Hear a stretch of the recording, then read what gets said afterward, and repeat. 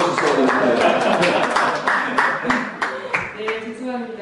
토론이라는 표현이 나오신 거기 때문에 저희가 사전 진행에 좀 미숙해서 먼저 인사 말씀드리고 감사 말씀드리고 시작했었어야 되는데 좀 늦게 나왔습니다.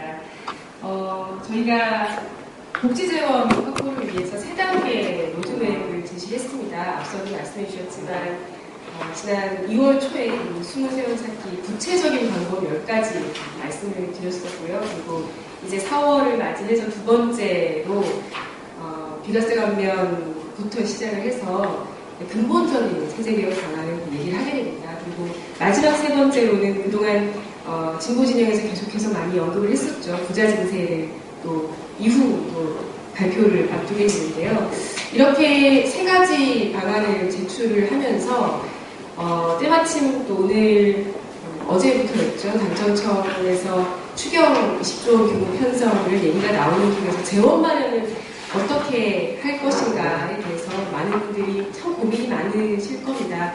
여당과 정부에서는 적자부채 외에는 방안이 없는 거 아니냐, 그걸 반대하면 추경을 편성 못하는 거 아니냐 이렇게 말씀을 하시고, 야당 입장에서는 또 그렇게 흔쾌히 받아들이기 어렵지만 그렇다고 또 부자 증세를 전면적으로 내걸고 얘기를 하기에는 아직까지 좀 부담스러운 면이 있다, 이런 얘기들도 많이들 말씀하십니다. 그런 상황에서 제시되는 제로 베이스 재설계라고 얘기까지 붙였는데요. 저희가 비과세 감면부터 시작해서 근본적인 세제개혁 방안을 다룬다는 것이 상당히 뜻깊다고 생각이 됩니다. 오늘 이 자리에 이렇게 훌륭하신 분들, 또 소중한 말씀 드릴 수 있는 기회에 모시게 된 거 정말 영광으로 생각하고요. 여러 교수님들, 지난번에 또 숨은세원 찾기 토론회에서도 함께 해주셨던 분들까지 오셔서 좋은 자리 보내주신 거 감사드립니다. 그리고 이 자리 준비하기 위해서 좀 밤낮 없이 엑셀표를 펼쳐놓으시고 정말 열정적으로 숫자 싸움 해주신 이상민 비서관님 고생 많이 하셨는데, 이렇게 열심히 준비한 이 자리가 많은 분들께 앞으로 서민복지 증진, 그리고 세수 확보를 위해서 세제부터 공평성과 효율성을 잘 강화할 수 있는 그런 합리적인 방안을 만드는 데 소중한 밑거름이 되는 자리 될 수 있도록 저도 열심히 공부하고 땀 흘리도록 하겠습니다. 오늘 감사드립니다. 또 한국경제학회 한국을 대표하는 한국경제학회 회장님도 오셨습니다. 그러면서 우리 이쪽 학계에서는 말 그대로 원로이면서 훌륭하신 학자이시고, 또 이제 그동안 학계에서 이쪽에 이건갈 때 아주 혁혁한 기여를 하셨던 안종범 교수께서 이제 또 국회에 오셔서 이쪽에 많은 일을 하고 계시는데, 주말에 뭐 4분 국회의원님 중에 3분 인사하셨는데 한 분 안 하셨거든요. 나중에 제가 선배지만 욕을 먹을 것 같아서 우리 안 의원님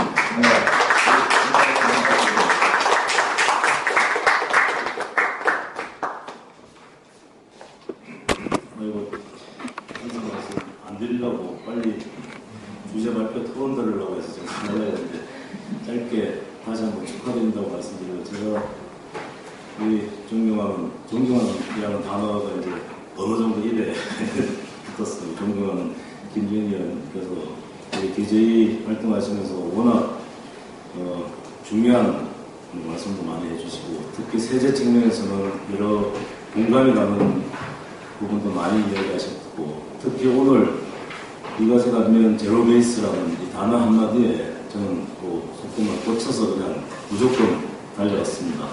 왜냐하면 이 공제제도 또 각종 특히 소득세 감면 체계는 원점에서 보지 않으면 힘들다라는 생각에 저도 그동안 많은 공부를 했고 논문도 몇 편 썼었습니다. 그래서 혹시 우리 이상민 이사님 보실 기회가 있으면 제가 오래전에 한 7년 전에 쓴 논문이 하나 있는데, 2006년에 공공경제에 발표된 논문에 소득세 공제제도 완전히 개편하자라고 안에가 있었습니다. 그것도 한번 보시고, 혹시 가능하시면은 오늘 이제 다음 논의가 되겠지만 이 공제제도 개편할 때 반드시 우리가 함께 봐야 될 게 EITC, 즉 근로장려세제와 함께 봐야 됩니다. 그래야지 저소득 계층들의 부담 혹은 혜택의 변화에 대해서 정확하게 집어낼 수 있기 때문에 그렇습니다. 그래서 제가 인사 말씀 대신 이 토론하시는 분 혹시 기회가 되시면 요 정도 좀 탑을 해주십사라는 부탁을 드리고, 앞으로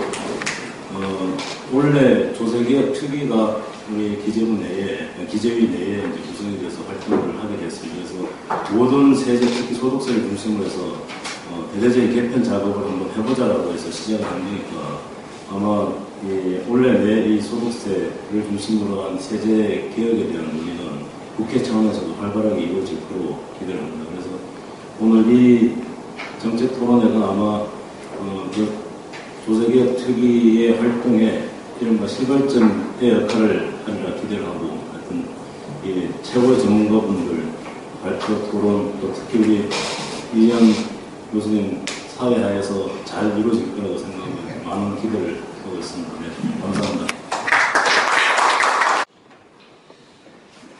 예, 김재원씨 이사님입니다. 그 국회에서 이것저것 정책을 하다 보면은 항상 느끼는 건데요. 뭐 여야 입장이 다른 경우 굉장히 많고요.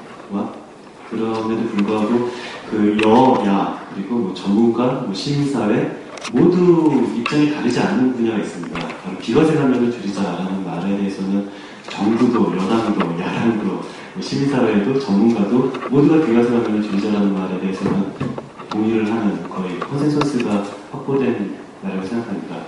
그럼에도 불구하고 우리나라 비과세 감면은 계속 지속되는 것이 아니라 그 많은 사람들이 줄이려고 노력을 한다 하더라도 계속 줄이지 못하고 지속되고 있는데요. 그런 의미에서 오늘 한번 좀 어느 하나둘을 고치는 것보다 한번 제로베이스에서 재설계하자는 그런 토론회를 기획을 하게 됐습니다. 그리고 정확히 말하면 비과세 감면 이 전체를 제로베이스에서 재설계하는 것이 아니고 소득세 더 구체적으로 말해서 근로소득자에게 해당되는 공제조항 그거 한해서만 오늘 주제가 그 내에서만 이루어질 것임을 미리 말씀드립니다. 2페이지 요약부터 보겠습니다. 요약을 두 줄로 정리하면 이렇게 말씀드릴 수 있을 것 같습니다. 근로소득자 소득공제 또는 세액공제를 줄여서 3조 원 세수를 마련하는 방안입니다. 그런데 3조 원 세수를 마련하는 방안을 근로소득공제를 근로소득 세액공제로 일원화하고 그리고 공적연금 소득공제를 정리율 세액공제로 전환하고 그리고 추가공제, 특별공제 등은 거의 폐지하고 조특법상 소득공제, 조특법상 소득공제 같은 경우는 이 상한선어제 만들던가 아니면 폐지하던가 그런 방안을 쓰면은 전체적으로 세수 효과는 3조 원 정도가 예측이 되고요. 3조 원이라는 액수는 워낙 큰 액수에서 감이 안 올 수도 있는데요. 근데 이 3조 원이라는 액수는 재작년인가요? 재작년에 소득세 부자증세가 논의가 굉장히 국회에서 활발하게 됐었고, 굉장히 소득세 부자증세 때문에 세입 예산안이 하루 지나고 통과되는 그런 초유의 사태를 맞은 기억이 납니다. 그때 가장 센 방안, 소득세 부자증세를 센 방안을 통해서 얻어지는 세수 효과가 3조 원으로 기억하고 있습니다. 3조 원이 사실 채 안 됐었는데요. 그런데 이 방안 같은 경우는 근로소득자 문제만 정리했을 때 3조 원의 세수를 얻을 수가 있기 때문에 어떤 한계 세율을 높이지도 않고 또 비과세 감면 통해서 3조 원을 얻을 수 있는 것은 굉장히 큰 액수라고 생각이 듭니다. 3페이지로 넘어가겠습니다. 여태까지 우리나라 조세 감면제도는 굉장히 많은 이해관계자들을 통해서 같이 변화해 왔고요. 그렇기 때문에 어떤 경로 보존성 그리고 상호 연관성이 굉장히 심합니다. 그래서 제 생각에는 우리나라 전체는 어떠한 재정학자가 이 조세감면제도를 책상에서만 그냥 만든다 하더라도 지금 현재 같은 조세감면제도는 어느 재정학자도 이런 식으로 만든 사람도 한 명도 없을 것 같은데요. 그럼에도 불구하고 계속 이렇게 아주 복잡한 조세감면제도가 계속 존재하는 이유는 뭔가 이 경로존성, 상호연관성 때문에 어느 하나를 건드려서는 도저히 이것은 어떻게 고칠 수가 없는 그런 지경에 와 있습니다. 그런 의미에서 이 제로베이스에서 재설계하는 것은 굉장히 필요하다고 보고요. 이 제로베이스에서 재설계하기 위해서는 어떤 일관된 기준을 반드시 필요할 겁니다. 저는 일관된 기준을 근로소득자에게 감면을 해주는 많은 공제제도를 계층별 효과를 전수조사에서 분석했습니다. 그래서 모든 공제제도가 어떤 계층별 얼마나 혜택을 받는지를 분석을 하고요. 그 기준을 통해서 하위 근로자들에게는 조금 더 세금 혜택을 주고 상위 근로자들에게는 한계 세율을 증가시키지 않으면서도 더 많은 세수에 기여할 수 있는 방안을 만들려고 노력을 했습니다. 이 한계는 명확합니다. 조세제도, 공제제도가 존재하는 목적이 어떤 좀 사회적 약자를 도와주기 위한 공제제도도 있을 테고요. 그런 경우 같은 경우는 제가 분석한 그 전수조사는 굉장히 유효한 그런 잣대가 될 수 있을 건데요. 그런데 공제제도 중에서 어떤 긍정적인 사회 외부 효과를 위해서 존재하는 공제제도도 분명히 있습니다. 그런 경우에는 단순히 어떤 계층별 세수 효과만 가지고 그 잣대만 가지고 긍정적인 외부 효과를 내는 공제제도를 분석하는 것은 무리가 있고요. 그런 점에서 어떤 한계가 무엇인지를 명확히 밝히도록 하겠습니다. 4페이지로 넘어가겠습니다. 이 4페이지는 표만 보시면 될 것 같습니다. 그 4페이지 표를 보시면, 그림을 보시면은 근로소득 금액에서 소득공제를 뺀 것이 과세표준이고요. 그리고 과세표준에서 세율을 곱한 것이 결과적으로 산출세액이 나오게 됩니다.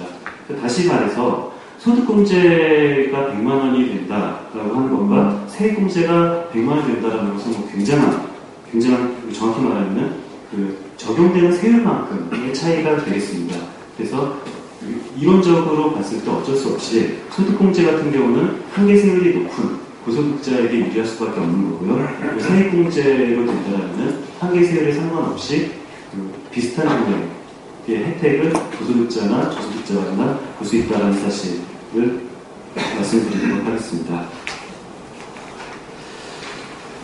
예, 그 6페이지로 넘어가도록 하겠습니다. 그 정부는 우리나라 그 실효세율을 11%라고 항상 공식적인 통계에서 말을 하고 있는데요. 실효세율 11%라는 것은 과표 대비 납부세액입니다. 근데 과표 대비 납부세액은 사실상 거의 의미가 없는 자료라고 볼 수가 있는데요. 왜냐하면 우리가 명목세율이 있지만 실효세율을 따로 추산하는 이유는 어떤 그 명목세율과 다른 모습을 보고 싶은 건데요. 그런데 과표부 대비 실효세율을 계산하면은 과표 이전에 있는 그런 근로소득 공제들은 전혀 포함이 되지 않고 있습니다. 그렇기 때문에 그 과세되는 근로소득 대비 결정세액을 나누는 실질세율을 한번 계산해 봤는데요. 실질세율은 4.6%에 불과합니다. 이 말은 우리나라 근로소득자가 100만 원 소득을 받으면 실제 내는 세금은 4%인 한 4만 원 정도밖에 세금을 내지 않는다는 사실을 알 수가 있습니다. 이렇게 실질세율이 낮아지는 이유는 표 2-3을 보시면은 근로소득공제가 감면액은 120조 감면이 돼서 실질적으로 14조 정도의 어떤 세금 공제 혜택이 되고요. 소득공제도 한 16조 원 정도 세금 공제 혜택이 됩니다. 세액공제가 한 3조 원 정도 세금 혜택이 돼서 이 실질세율이 4.6%가 낮아진다라고 볼 수가 있습니다. 7페이지 넘어가겠습니다. 그런데 재밌는 것은 근로소득 좀 전에 말씀드린 것처럼 근로소득공제의 그 세수 감면 효과가 14조고요. 소득공제 세수 감면 효과가 16조입니다. 이 두 개만 더해도 30조가 넘어가는데요. 우리가 상식적으로 잘 알고 있는 것은 우리나라 조세 지출 금액이 30조다라는 것은 뭐 너무도 자주 나와서 많은 사람들이 거의 외우다시피 하고 있는데요. 근데 근로소득공제와 소득공제 두 개를 합친 것만 해도 30조가 넘어갑니다. 자, 이것은 우리나라 조세 지출 예산에 많은 문제가 있다는 사실을 알 수가 있는데요. 물론 이론적으로 또는 공식적으로 어떤 세법상 기본적인 공제가 있고 그리고 어떤 특별한 어떤 공제가 있는데 정부가 추천하는 조세 지출에는 세법상 정상적인 공제는 포함되어 있지 않고 특별한 공제라는 것만 포함되어 있습니다. 그런데 세법상 정상적인 공제는 특별한 공제 그걸 나누는 것은 굉장히 어려운데요. 여기에 많은 전문가분들이 참석하고 계시지만 만약에 어떤 것이 정상적인 공제, 어떤 것이 특별한 공제냐라는 질문에서 배우자 상속공제, 장애 상속공제, 가업 상속공제, 가업 승계공제, 영능 상속공제, 창업자금공제 중에서 어느 것이 정상적인 공제고 어느 것이 비정상적인 조세 지출이냐를 정확하게 구분하는 것은 굉장히 어렵습니다. 그런데 이것이 정부는 어떻게 구분하고 있냐면은 대단한 이론을 통해서 구별하는 것이 아니라 그냥 사무관이 자의적인 판단을 통해서 이것은 정상적인 공제, 이것은 비정상적인 공제로 해서 조세 지출 금액에 포함하는 그런 일이 계속 벌어지고 있고요. 그러다 보면은 결과적으로 이 조세 지출금액이 굉장히 낮게, 실제보다 낮게 추계될 수밖에 없습니다. 물론 그 8페이지 표를 보시도록 하겠습니다. 8페이지 표를 보시면은 여기에 나와 있는 그런 이 공제제도에는 정부가 추계하는 조세 지출 예산서에는 단 이론도 나와 있지 않는 것들만 모아놓은 것 같아요. 여기에 대해서 이것이 바로 정상적인 문제인지 또는 그 조세 지출에 포함되어야 될 것인지는 뭐 학자에 따라서 이견이 있을 수 있습니다. 그러나 확실한 것은 학자들 사이에서 이견이 있다 하더라도 최소한 비만 항목으로서는 그 조세 지출 예산서에 포함되어야 된다고 생각하고요. 저는 개인적으로 이것들은 비만 항목뿐만 아니라 조세 지출 금액에 정확하게 포함되어야 될 것이라고 생각을 합니다. 예, 9페이지로 넘어가겠습니다. 그래서 우리나라 조세 지출 금액을 한 50조, 최소 50조라고 의원실에서는 추계하고 있는데요. 그 50조 중에서 그 근로소득자에게 들어가는 조세 지출 금액은 한 33조 원 정도가 됩니다. 이렇게 33조 원 중에서 한 10% 정도인 3조 원 정도의 세수를 증대하는 그런 방안을 한번 설계해봤습니다. 그 9페이지를 보시면요, 이 전체 그 설계 결과를 요약을 하고 있는데요. 이 부분은 강론에서 설명드리는 것이 더욱더 좋을 것 같습니다. 이 표는 넘어가겠습니다. 10페이지를 보시면은 이 전수조사 결과를 요약 정리했습니다. 이 10페이지 표는 근로소득 공제를 통해서 그 감면되는 세수는 14조 원인데요. 14조 원이 감면되면서 하위 77% 계층은 1인당 30만 원 혜택을 본다는 사실을 알 수 있습니다. 그리고 상위 23% 계층은 1인당 240만 원 혜택을 근로소득 공제를 통해서 건다는 사실을 알 수가 있습니다. 그래서 이 하위 1인당 그 혜택 금액과 상위 1인당 평균이죠. 평균 1인당 혜택 금액은 7배 정도 돼서 근로소득 공제의 역진성이 그래도 크지 않다는 사실을 알 수가 있습니다. 그 인적공제 중에서 기본공제만 한 번 또 예를 들어서 이 표를 설명하면은 기본공제를 통해서 세수 감면액은 4조 원 정도가 되고요. 그리고 하위 계층 1인당 7만 원 정도 혜택이 들어가고요. 상위층 1인당 83만 원 정도 혜택이 들어간다는 사실을 알 수가 있습니다. 이 11페이지에 넘겨서요. 교육비 공제 같은 경우는 전체 세수 감면액이 1조 4천억 원 정도 되고요. 이 1조 4천억의 세수 감면을 통해서 하위계층에게는 연간 7,600원, 그리고 상위층에게는 연간 36만 원의 혜택을 본다는 사실을 알 수 있습니다. 그렇기 때문에 저희가 교육비 문제 같은 것들은 완전히 폐지를 하고 재정 지출을 통해서 뭐 반값 등록금이나 아니면은 무상급식이나 그런 고등학교까지 무료 교육이라든지 그런 재정 지출을 통해서 하는 것이 훨씬 효과적이다라고 말하는 근거가 여기에 있는데요. 1조 4천억 원이라는 적지 않은 예산을 통해서 하위계층에게는 연간 7,600원밖에 혜택이 들어가지 않기 때문에 조세 지출을 통한 그거보다 재정 지출을 통한 것이 훨씬 더 최소한 하위계층에게는 효과적이라는 사실을 알 수가 있습니다. 말이 나온 김에 그 큰 조세 지출을 줄이는 큰 원칙을 설명해 드리면은 뭐 여러 가지 이견이 있을 수 있습니다. 이것은 폐지해야 된다, 말아야 된다는 이견이 있을 수 있는데 우리 의원실 입장에서는 사회적 약자를 위한 조세 지출을 모두 다 폐지해야 된다는 것이 의원실 입장인데요. 말이 언뜻 들으면 굉장히 거역한 말이죠. 아니 왜 하필이면 사회적 약자를 위한 조세 지출을 전부 다 폐지해야 된다는 좀 굉장히 좀 어색한 말이 될 수도 있겠습니다.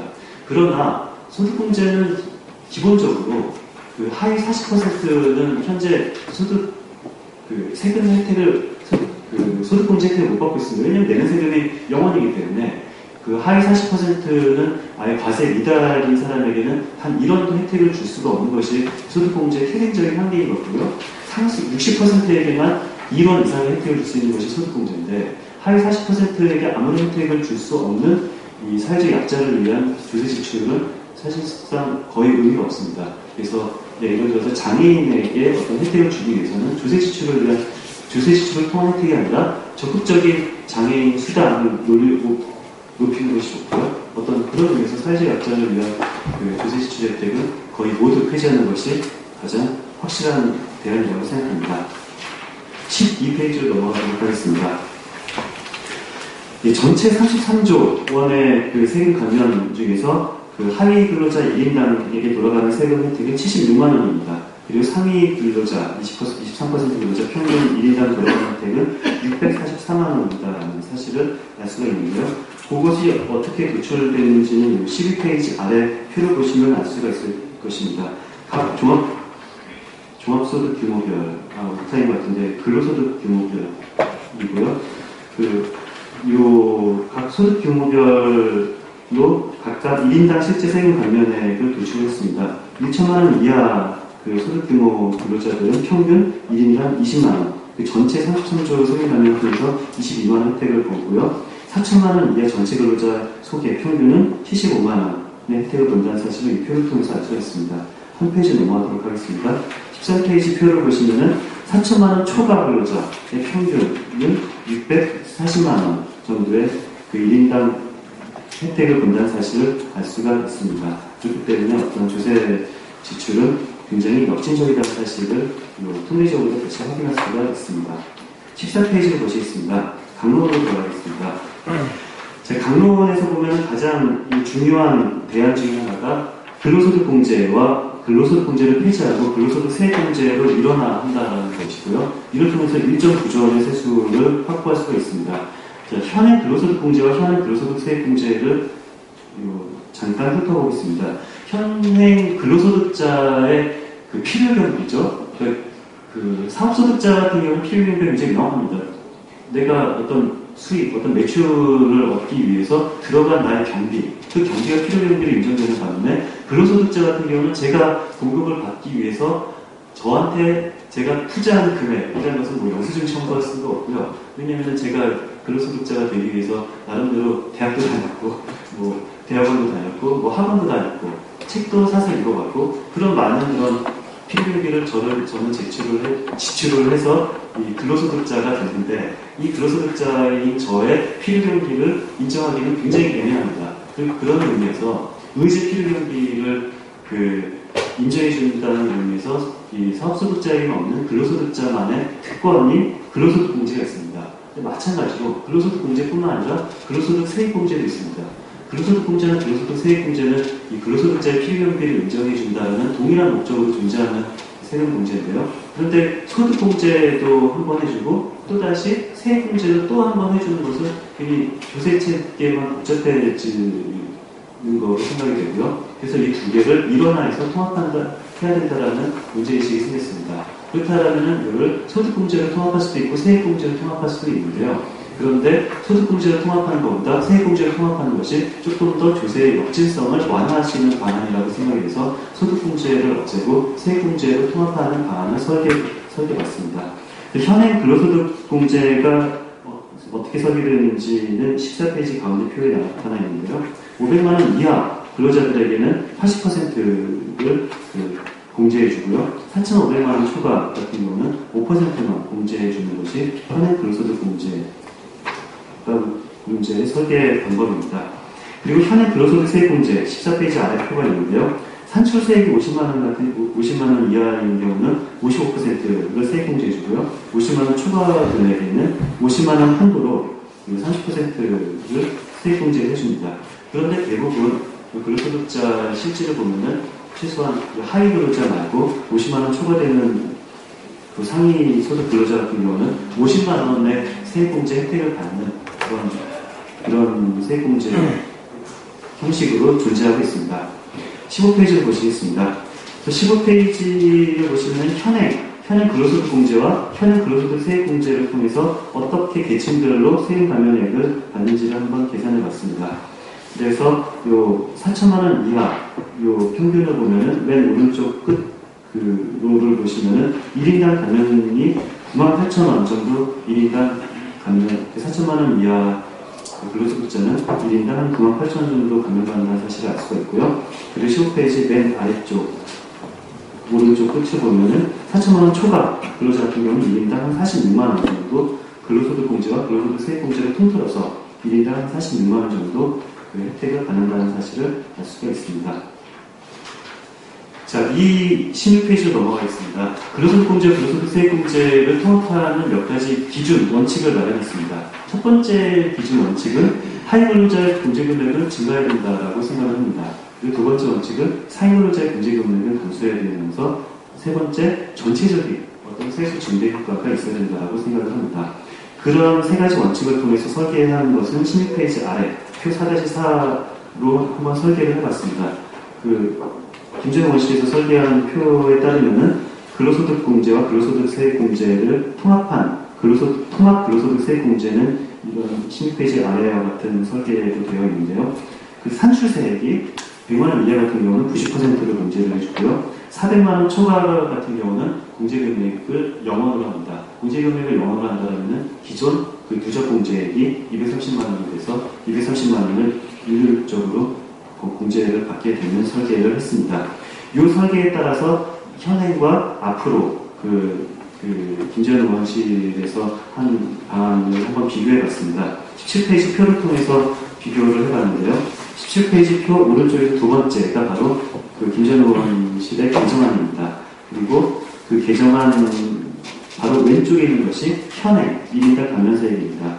그래서 현행 1인당 감면세액 정 가운데 있는 정 가운데에 있는데요. 현행 1인당 감면세액은 4천만원 이하 평균이 54만원 1인당 감면을 받게 되는데요.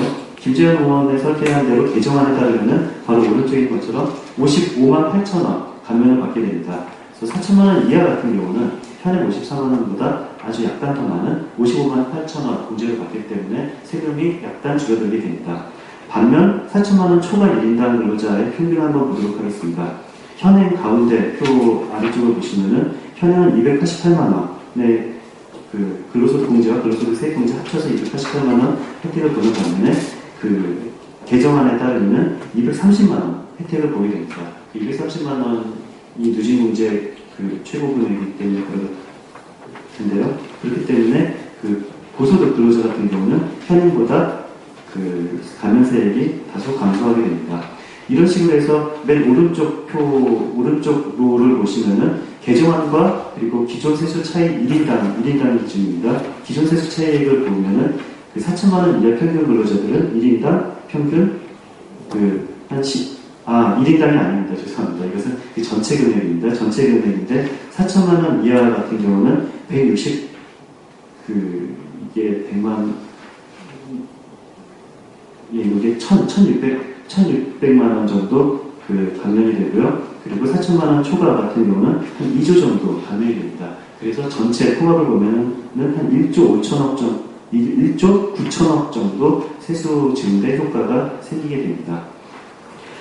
18페이지를 보시도록 하겠습니다. 이런 방안은 장점이 저는 몇 가지 있다고 보는데요. 일단 조세의 효율성이 증가가 됩니다. 조세의 효율성이 증가되는 이유는 물론 4천만원 초과 근로소득자들의 납부세금은 늘어났지만 한계세금은 증가되지 않았습니다. 한계세금이 증가되지 않고 세수입이 증대가 되기 때문에 어떤 조세 어떤 영국세를 올리는 것보다 훨씬 더 어떤 추가 부담이 없이 효율성을 증가시킬 수 있는 방안이라고 생각됩니다. 그리고 조세 공평성이 증가되는 것은 명확하죠. 하위 근로자의 세부담을 감소하고 상위 근로자의 세부담이 증가하기 때문에 조세 공평성은 증가되고 세수 증대 효과도 1.9조 원이라는 상당한 금액의 세수 증대 효과가 있습니다. 그리고 면세점을 낮춰서 넓은 세원을 확보한다는 부수적 효과도 있는데요. 현재는 근로소득공제가 있기 때문에 일단 면세소득자의 정의는 과표가 0원 이하인 사람이 면세소득자입니다. 그러니까 세액은 전체 납부세액이 0원인 사람이 아니라 과표가 0인 사람이 면세소득자라고 분류가 되는데요. 현재는 근로소득공제가 굉장히 많은 금액을 공제해주기 때문에 면세소득자가 전체 근로소득자의 40%가 됩니다. 그러나 근로소득공제를 퇴직을 하고 과표 금액은 상당히 높이지만 과표가 높아져서 산출세액은 많아지지만 근로소득세액공제를 강화해서 실제 내는 세금은 이전과 별 차이가 없지만 과표는 높아지고 산출세액은 늘어나게 됩니다. 그런 의미에서 과표가 높아진다는 의미에서 면세점이 낮춰진다는 그런 긍정적인 효과도 있고요. 그리고 근로소득공제, 근로소득세액공제 굉장히 복잡하죠. 이 복잡하고 어려운 것을 이 4단계 근로소득세액공제를 통합해서 조세체계를 정비한다는 그런 효과도 있을 수가 있습니다. 19페이지 보시겠습니다. 19페이지 보시면 또 다른 강론 다시 납부에 대한 소득공제도 굉장히 역진적으로 설계되어 있습니다. 그런 의미에서 국제연구에 대한 소득공제는 세액공제로 전환을 하려고 하는데요. 세액공제를 정액공제로 할 수도 있고 정밀공제로 할 수도 있지만 정액공제로 하기에는 너무 좀 변화가 큰 걸 나오고 그래서 한 10% 정률공제로 하는 걸로 대안을 삼았습니다. 10% 정률 세액공제를 전환한다라면은 그 하이근로자나 상위근로자나 자기가 낸 분위백에 10%의 세금을 돌려받을 수가 있게 됩니다. 그렇다면은 하이근로자 같은 경우는 6%의 한계세율을 적용하는 사람은 내는 세금이 굉장히 줄어들 거고요. 상위근로자, 예를 들어서 24%나 38% 세율을 적용하는 근로자 같은 경우는 세금 액수가 많이 감소하게 될 겁니다. 그것이 20페이지 표에 잘 나와 있는데요. 이 건강보험료 그 세수 감소액은 4천억 정도가 되는데 그 세액공제로 전환을 하게 된다면은 그 4천만 원 이하 같은 경우는 예전에 4천억의 세수 감소액이 되는데 앞으로 10% 정률공제를 변환한다면 7,800억의 세수 감소가 됩니다. 4천만 원 이하 같은 경우는 세수 감소액이 굉장히 크게 되죠. 반면 4천만 원 초과 같은 경우는 예전에는 2억 원이 아니라 2조 원 정도의 세수 감소가 되는데요. 앞으로 정률공제를 변환시키면 1.1조 원 정도의 세수 감소가 됩니다. 4천만 원 초과되는 근로자들에 의한 세수 감소액은 훨씬 줄어들어서요. 전체 차익을 보면은 건강보험료를 통해서 세수가 6천억 정도 증가되게 되고요. 국민연금 같은 경우는 세수가 1,000억, 그리고 퇴직연금 같은 경우는 세수가 300억 정도 증가가 되게 됩니다. 21페이지로 넘어가도록 하겠습니다. 추가공제, 특별공제들은 대부분 폐지하고 이것을 인적공제 또는 재정지출로 전환하는 방안을 모색했습니다. 현재 인적공제가 2인당 150만 원인데요. 이걸 2배 증액해서 한 300만 원 정도로 대폭 상향을 하고요. 그 대신 추가공제나 다자녀 추가공제 그런 것들은 전부 다 폐지하는 것을 원칙으로 하겠습니다.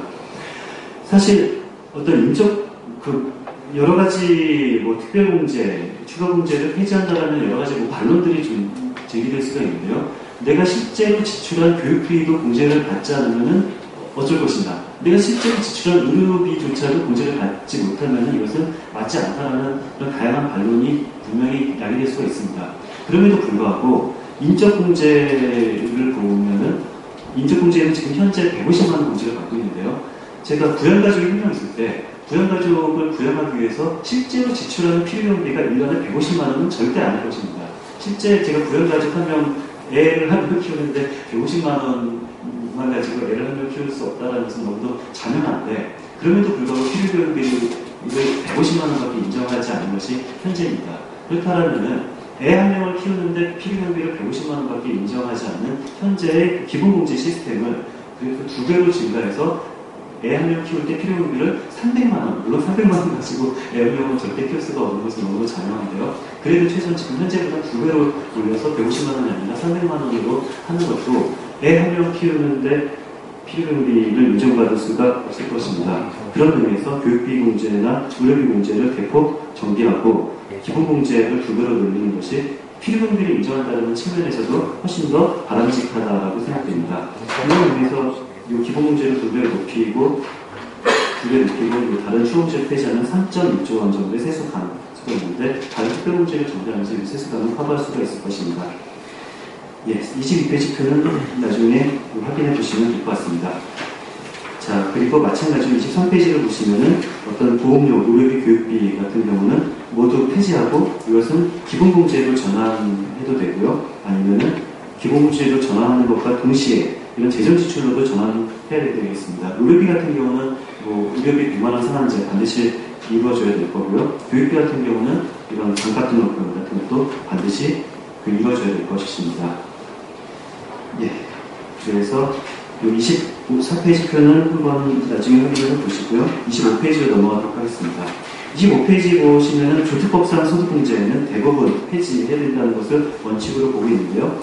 거기에 25페이지 넘어가기 전에 그 특별공제에서 그 기부금 공제 같은 경우 도대체 어떻게 할 것인가를 고민을 좀 해야 되는데 의료비 교육비는 공제를 폐지를 해야 되지만 기부금 공제 같은 경우는 이것은 폐지하는 것이 바람직하지 않다고 생각합니다. 왜냐하면은 그 존재 목적 자체가 다른데요. 의료비나 교육비 공제 같은 경우는 자신의 필요경비를 인정하는 거기 때문에 인적 공제를 사용하면서 이것은 커버가 될 수 있습니다. 근데 기부금 공제는 자기의 필요경비를 인정하는 측면이 아니라 긍정적인 외부 효과, 긍정적인 사회의 외부 효과를 위한 거기 때문에요. 돈 많은 사람이 기부를 많이 해서 공책을 많이 받는다. 전혀 나쁘지 않습니다. 돈 많은 사람, 돈 없는 사람이 조금 기부하고 돈 많은 사람이 많이 기부한다. 전혀 사실을 봤을 때 나쁘지 않습니다. 그렇기 때문에 기부공제는 그대로 존치하는, 그 특별공제 항목 중에서 기부공제는 그대로 존치하는 것이 좋을 것 같습니다.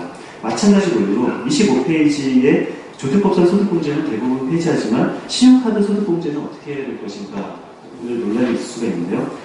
신용카드 소득공제는 조특법상 소득공제와 이것이 존재 목적이 다릅니다. 신용카드 소득공제는 어떤 이유냐면 사실 그 교세 인프라 확보를 위해서 신용카드 소득공제가 있는 건데요. 교세 인프라는 국세청이 해야 되는 거죠. 국세청이 해야 될 일이 납세자가 신용카드를 사용하면서 교세 인프라를 확보를 하는 겁니다. 그렇다면 국세청이 행정비용을 투자를 해서 조세 인프라를 확보해야 되는데 납세자가 신용카드를 사용해서 조세 인프라를 확보했기 때문에 자신이 세이브한 행정비용을 납세자한테 나눠준다는 의미가 바로 신용카드 소득공제 의미인데요.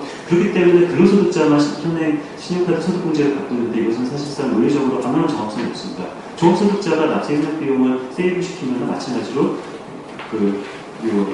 종합소득자에게도 납세 협력 비용을 나눠줘야 되는데요. 그런 의미에서 신용카드 사용의 소득공제 같은 경우는 백화점처럼 코스가 이미 있어서 더 이상 그 조세 인프라를 신용카드 사용하지 않아도 되는 것 같은 경우는 신용카드 소득공제 한도액을 없앨 수 있는 거고요. 그 대신 그 없앤 신용카드 한도액을 종합소득자에게도 확대 적용할 수 있을 것입니다. 그런 의미에서 신용카드 소득공제는 가능하면 세수 중립적으로 없앨 건 없애고 넣을 건 넣고 이렇게 재설계를 해야 될 것입니다.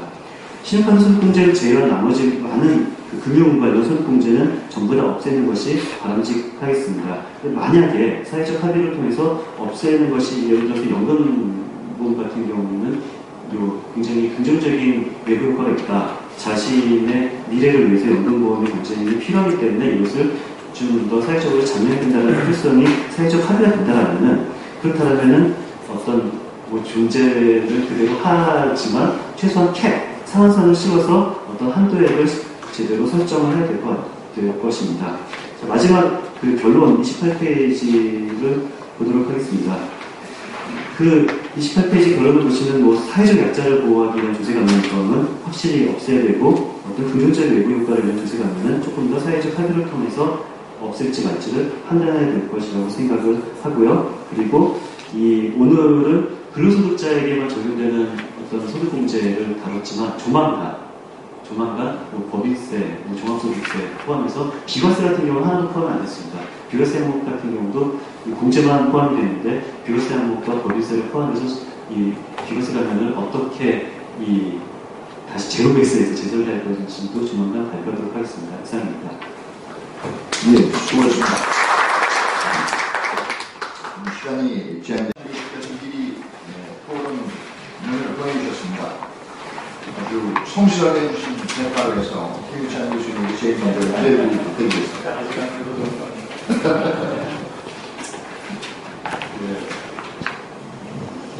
안녕하세요. 홍대학교 김유찬입니다. 이렇게 좋은 행사를 마련해주신 김재현 의원님, 이상민 비서관님께서 정말 열심히 노력하셔가지고 굉장히 좋은 자료를 저희가 공부하는 사람에게 큰 도움이 될 수 있는 자료를 만들어 주신 것 같습니다. 소득세 공제제도에 대한 종합적 고찰을 통하여 제로 베이스에서 재설계를 시도하는 그런 작업이 굉장히 어려운 작업인데 성공적으로 이루어진 것으로 개인적으로 평가하고 있습니다. 우선 큰 목표를 일단 세수는 증가해야 되고 그렇지만 세부담이 이제 하계층 세부담이 감소하고 상계층 세부담이 증가한다는 큰 목표를 두고 있고요. 목표에 대해서 충분히 공감을 하고 있습니다.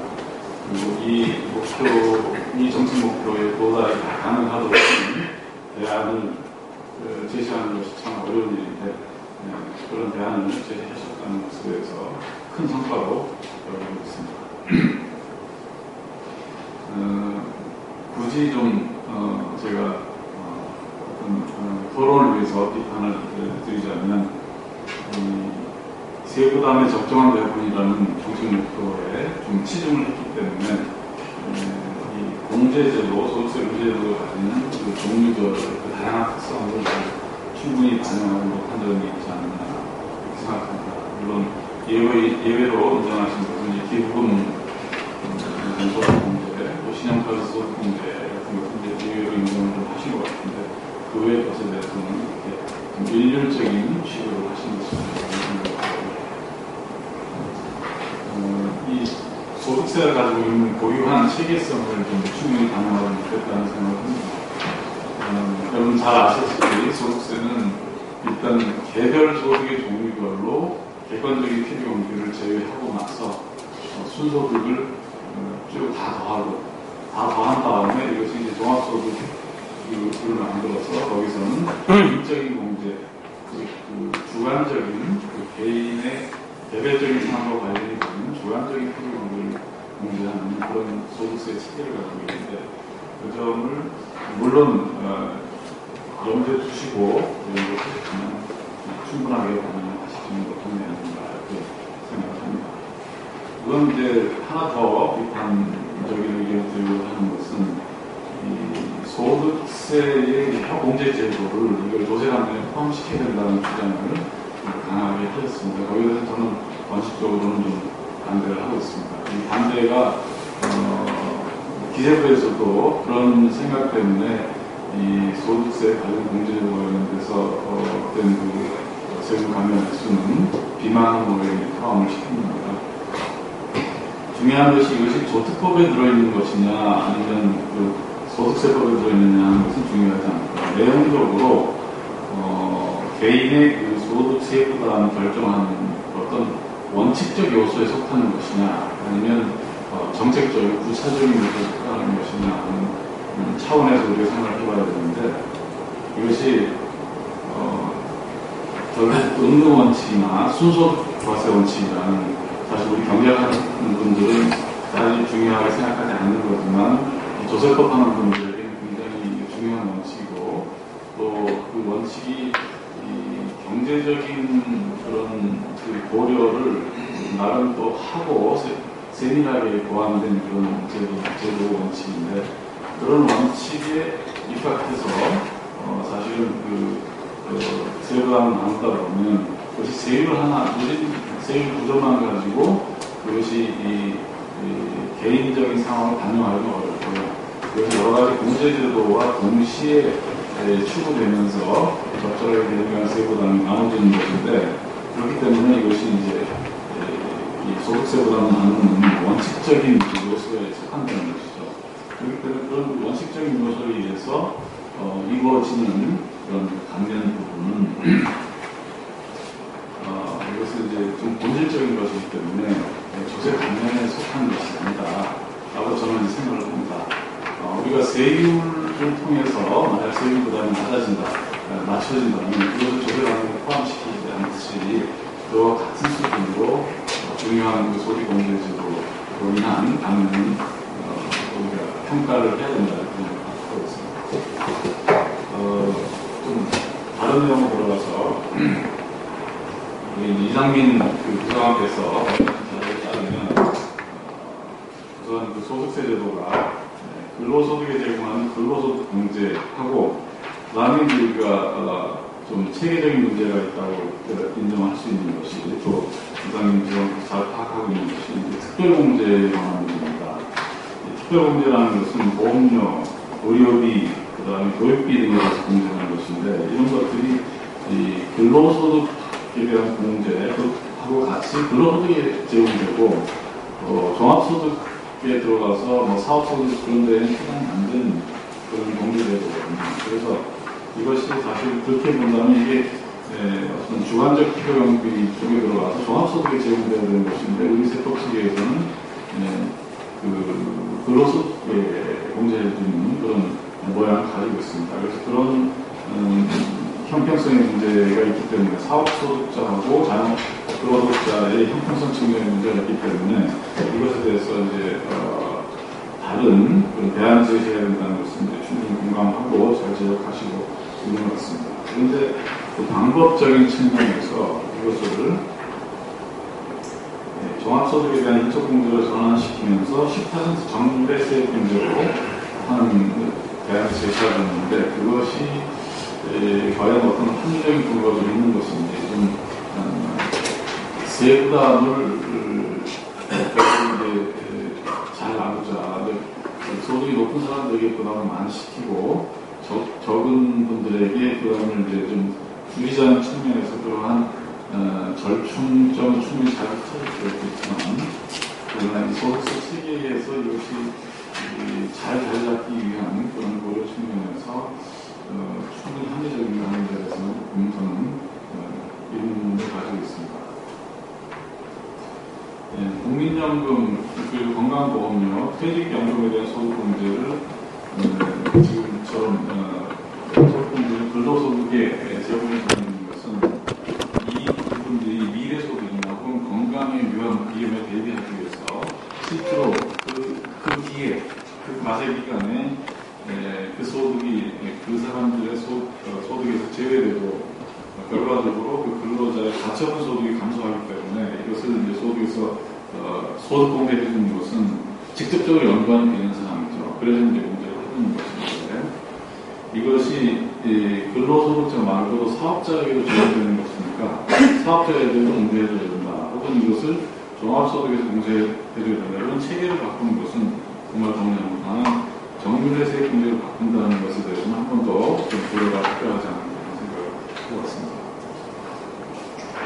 두 번째 말씀드리고 싶은, 또 하나 말씀드리고 싶은 것은 이 근로소득 공제하고 근로세액 공제 두 가지가 동일한 목적을 가진 것이 이중적으로 존재한다는 말씀을 하셨는데요. 우선 근로소득 공제는 그 필요경비 측면의 고려가 우선이 되는 것이고 근로세액 공제도 그런 측면도 있겠지만 또 근로소득에 대한 세액 공제는 사업자하고와의 어떤 그 과표 양성화 소득이 드러나는 정도가 다르니까 그것을 좀 일괄적으로 조정하겠다는 의도로 같이 있는 걸로 알고 있습니다. 문제는 아까 조금 전에 말씀드린 그 특별공제 측면에서도 그런 똑같은 그런 사업소득자와의 과표 양성화의 차이로 인한 일괄적인 공제 요소가 들어있기 때문에 이것이 어떤 측면에서든지 이중적으로 들어있는 거라서 그 부분을 조정하는 것은 이제 저는 충분히 공감을 하고 있습니다. 다만 이것을 왜 근로소득 세액 공제를 흡수해야 되는지, 그냥 근로소득에는 소득 공제를 흡수하면 왜 안 되는지 설명을 부족한 것 같고요. 근로소득에 대한 그 소득 공제를 해줌으로 해서 소득세 체계에서 필요경비를 일단 종합소득으로 합산하기 이전에 해두는 그런 체계에 가는 것이 더 적절하지 않느냐 하는 생각을 해봤습니다. 기본적으로 이상민 비서관의 제안 내용을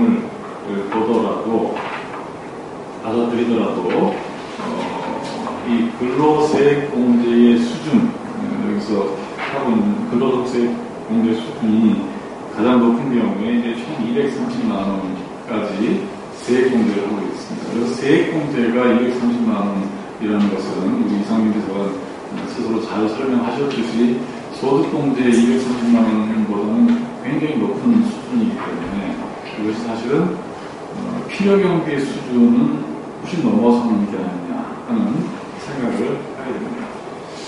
그래서 근로소득세 공제액을 230만 원까지 줄여주게 된다면 사업소득과의 그 차이가 상당히 크게 벌어지고 일괄적인 그리고 그 방식이 마찬가지로 일괄적인 방식이기 때문에 사실 성실하게 신고하는 그 사업소득자 기한은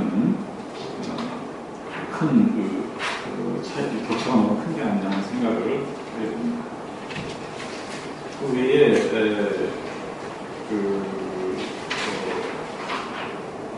다른 추가 공제, 자사 공제 폐지하고 인적 공제를 대충 늘리는 방식에 대해서는 적극적으로 동의하고 조특법상의 각종 공제제도의 정비에도 크게 동의하고 있습니다.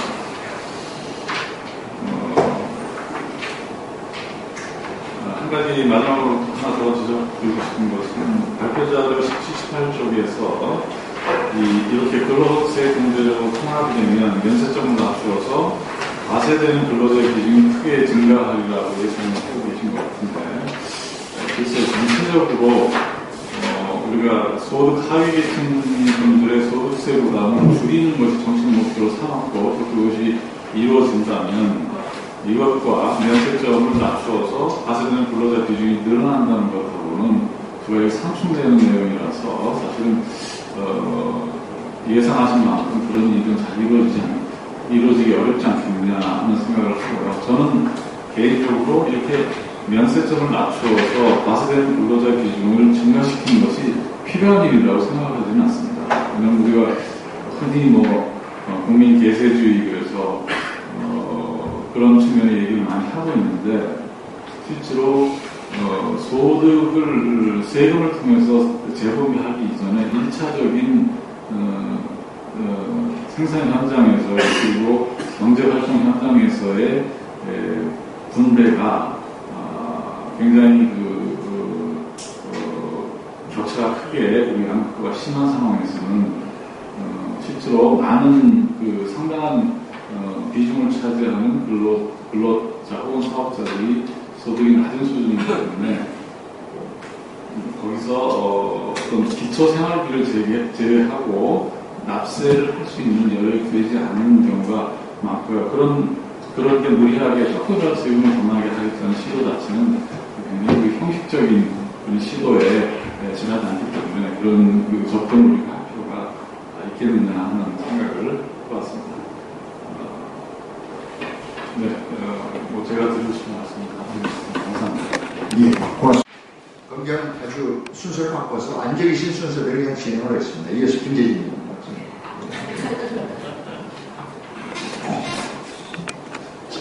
방금 교수님 책임지십시오.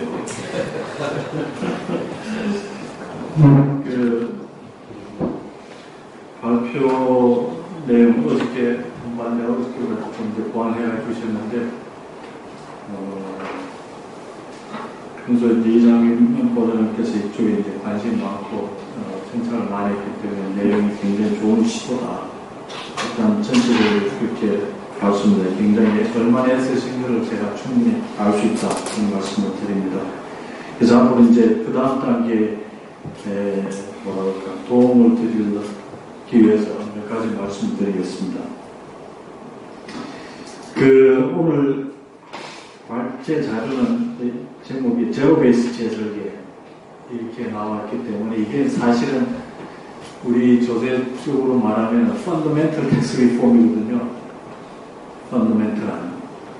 그러니까 기존의 제도에서 조금 바꾸고 파인 튜닝하고 이런 거는 매년 세세시 하는 거고 펀더멘털 텍스 리폼이 성격이다. 미국 같은 경우도 펀더멘털 텍스 리폼이라고 펀더멘털이라는 붙이는 거는 몇십 년에 한 번씩 나오는 거거든요.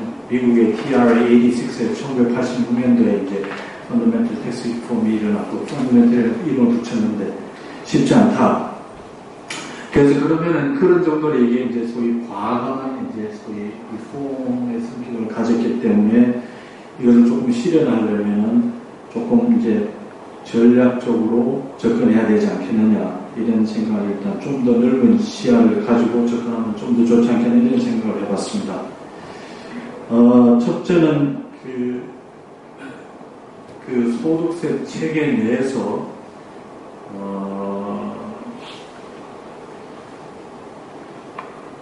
이 목적이 세수적되냐 아니면 소득 재분배냐 그걸 조금 더 명확히 하면 좋을 것 같아요.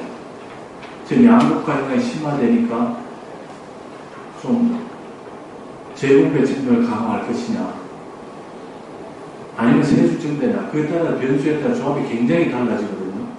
그걸 좀 더 명확히 할 필요가 있지 않을까 이렇게 생각하고요. 그 다음에 또 하나는 이제 근로소득자만 가지고 했는데 전체적 정책 결정자 입장에서 소득세 전반을 봐야 되거든요. 그럼 우리 고질적인 문제인 근로소득자와 자영업자의 형평성 문제 이것을 동시에 봐줘야지 좋지 않겠느냐. 그래야지 좀 더 설득력이 있다. 그래서 그 말씀 부탁드리고 그 다음에 또 하나는 여기서 하위 계층 4천만 이하 총급의 기준, 상위 이제 4천만 이하 이렇게 구분했는데, 그 총급의 기준의 77%를 하위 계층으로 하고 나머지 23% 상위 계층으로 했는데, 이게 부분이 말이죠. 일반적으로 언론에 나왔을 때, 일반 국민이 할 때 조금 납득하기 어려운 측면이 있단 말이죠. 그래서 그거를 조금 달리 규범화 하는 게 필요하지 않을까. 일단 하여튼 그런 생각을 갖습니다. 예를 들어서, 우리 빈곤층 기준을 했을 때 주기적인 몇 프로 기준한다, 차상위 몇 프로 할 때, 그거하고는 상당히 괴리가 있는 그런 거기 때문에 그것을 조금 더 나눠야 되지 않을까, 이런 생각을 하고 있고요. 그 다음에는 또 왜 근로소득자, 자영업자 이걸 같이 봐야 되는가 하면은, 지금 우리나라 소득세제는 자영업자의 소득 파악이 안 된다는 이유로 수십 년 전부터 이걸 이원적으로 운영해왔지 않습니까? 근데 이렇게 이원적으로 운영하는 나라는 세계국에서는 없거든요. 그죠? 그럼 우리도 결국은 이걸 정합적으로 가야 된다는 측면에서 이 제도도 지금 그렇게 갈 거냐 말 거냐, 아니면 그걸 제외하더라도 다 어떻게 제도가 맞을 거냐, 그 그림을 같이 고민하시면 훨씬 좋은 내용이 되지 않을까, 이런 생각을 해봤고요. 그 다음에 이게 예를 들어서 근로소득 공제를 없앤다, 필요경비적 성격이다. 근데 이게 왜 이게 좀 더 넓게 접근해야 되는 필요성이 있는가 하면요, 이게 소득세 체계가 조세 체계에 국한되지 않고 다른 데에 있는 게 있어요. 특히 4대보험 직장 지역 부가기준, 보험료 부가기준의 소득세 체계를 따르거든요. 그러면 지역 직장 가입자는 근로공제를 제외하고 거기다가 이제 기준을 한단 말이죠. 이런 게 다 연결되어 있기 때문에 그것을 좀 더 전체적으로 조금 고민을 하고, 그렇기 때문에 이제 이게 전에 이거 서브멘트라는 소득세 개편인데, 그렇게 했을 때 실현 가능성 측면에서 좀 더 넓은 시각으로 접근해 주시면 좋지 않겠는가, 이런 생각을 해봤고요. 그 다음에는 그 실효세율 측면에서는 그 조금 도움을 드리면은, 그 정부에서 발표하는 과표 이상의 그런 말이 안 되죠. 지금 이장님 보장한 말씀 그게 맞는 거고요. 그러나 이제 거기서 고민한 것은 정확하게 얘기하면 그 중에서 비과세는 포함을 또 안 합니다. 대국에서 있을 때. 그러니까 그걸 참고로 하시면 될 것 같고. 그 다음에 초과 부담이 크게 이렇게 했는데, 이것도 얘기지만 이제 뭐라고 하나, 탄력성, 과세 대상의 탄력성도 같이 고민해야 되는 세율과 동시에 그런 거 조금 고민하셨으면 좋지 않을까, 이런 생각을 하고요. 그 다음에 이제 비망 항목도 같이 봐야 되는, 이것도 맞는 지당하신 말씀입니다. 그래서 그것도 이제 저는 전적으로 없고요. 그런데 이제 만약에 이것을 계층을 하위 계층, 상위 계층을 달리하면은 결과가 상당히 또 달라지거든요. 그래서 그것도 한번 해주시고. 근데 사실은 제가 이걸 한 5년 전부터 이 문제를 내가 상당히 연구를 진행해가지고요. 근데 그때 시대가 이걸 들어야 될 시대면은 발표하기 많은데 제가 계속 안 하고 지금까지 가져왔어요. 그러다 보니까 매년 업데이트 해야 되는 거예요. 그러니까 지금 사실 작년 조세 최근 끝까지가 지금 180회를 다 끝났어요. 그 상세하게. 내가 미리 좀 됐으면 고생 안 하고 좀 들었을 텐데 상당히 상세하게 이미 다 저는 해놨는데, 제가 이것도 조금 더 보완해가지고 발표를 할 예정입니다. 그래서 전체적으로 하여튼 굉장히 좋은 시도를 해주셨다는 말씀을 드리면서 이만 발표를 마치겠습니다. 예, 고맙습니다. 그럼 이어서 강변, 잠깐, 한마디 빠뜨시는데. 죄송합니다. 그 다음에 아까 느껴본 중에, 뭘 해야 되냐면, 만약에 재분배를 기준으로 한다면 재정지출을 하위 계층에 77% 재정지출하자. 현실성이 조금 어렵지 않을까, 이런 생각이 들고요. 또 하나는 이제 면세점인데요. 우리 이제 근로소득자가 지금 한 40% 이제 과세 미달자인데, 자영업자는 오히려 지금은 더 낮아요. 자영업자는 한 27%밖에 안 돼요. 만약 공급생활자 공의가 해가지고 공제를 각각 늘다 보니까 지금 오히려 거꾸로 됐어요. 세금 안 낸 사람이 공급생활자 더 많아요. 그럼 전체적으로 재분배 기능을 강화한다는 게 목적이라면은 면세점 이하를 어떻게 할 거냐, EITC 제도를 가지고 어떻게 할 거냐. 지금 EITC 자영업자 적용 안 되잖아요. 지금 2014년 소득부터 한다고 그러는데 준비 지금 제대로 안 되고 있지 않습니까? 그 문제 어떻게 할 거냐. 그러니까 좀 더 넓게 보면은 좀 더 하여튼 재밌는 결과가 나오지 않을까 해가지고 한번 빠진 텍스트가 죄송. 예, 한 교수님. 이제 앞에서 여러 좋은 말씀 해주셨기 때문에 저는 중복음표하고 마지막 말씀드리겠습니다. 하여튼 이 중요한 시점인 것 같습니다. 저희가 이제 복지 확대에 대한 긍정적 욕구가 상당히 이렇게 증대가 되면서 복지 재정을 어떻게 조절할 것이냐. 지난 대선 과정에서 박근혜 대통령도 공약집의 국민연금 135조 원을 조달하는 방안으로서 비과세 감면제를 초소 폐지를 하고 있습니다. 물론 이제 그 비과세 감면제도 중에서도 주로 이제 그 대기업과 고소득 계층에 집중된 비과세 감면제도를 정리함으로써 공약집에 나타나 있었고요. 그리고 이제 최근 조세학자들 사이에서 이제 일반적인 세제 개편의 기본 방침으로 이제 언급되는 넓은 세와 낮은 세 이것이 이제 아시는 바와 같이 1986년 레이건 행정부에서 민주당과 공화당의 합의에 의해서 세제 개편안이 도출이 되고 그 기조를 이제 그렇게 표현을 한 것입니다. 개략적인 내용은 당시에 이제 한 40, 50%에 달하는 법인세, 소득세, 최고세를 좀 낮추고, 그리고 이제 고소득 계층에게 집중되어 있었던 다양한 비과세 감면제들을 정리하는 것과 더불어 취약계층에 대한 세제 지원을 강화하는 이런 내용을 담아 있었기 때문에 공화당과 민주당이 합의에 도달할 수 있었던 것 같습니다. 아마 우리도 조만간 그와 같은 방식의 좀 세제 개편이 좀 필요할 것으로 생각하고 그런 맥락에서 오늘 제로 베이스에서 비과세 감면제도를 좀 검토하는 이 부분은 상당히 중요하다고 생각합니다. 그리고 또 앞으로 근로소득세뿐만이 아니라 법인세 등등 개혁했던 비과세 감면제도까지도 순차적으로 연구를 해서 발표하신다고 하니 참 저는 기대가 됩니다. 앞에서 이제 말씀하신 바와 같이 이제 근로소득공제는 필요 경비를 의제 필요 경비를 고려한 측면도 있지만 이 탈루소득이 많은 개인 사업자, 자영업자와의 어떤 그런 과세형평성 측면에서 고려된 측면이 있고 최근에는 이제 과세 행정이 상당히 탈루소득을 좀 투명화시키는 방향으로 개선이 됐기 때문에 격차가 좁혀지면서 근로소득 공개도 한편으로 좀 축소시켜야 되는 어떤 그런 필요성은 있는 것 같습니다. 또한 이제 실효세율을 이제 급여 청약 때문에 결정세율 쪽 하신 부분에 대해서는 동의를 하고요.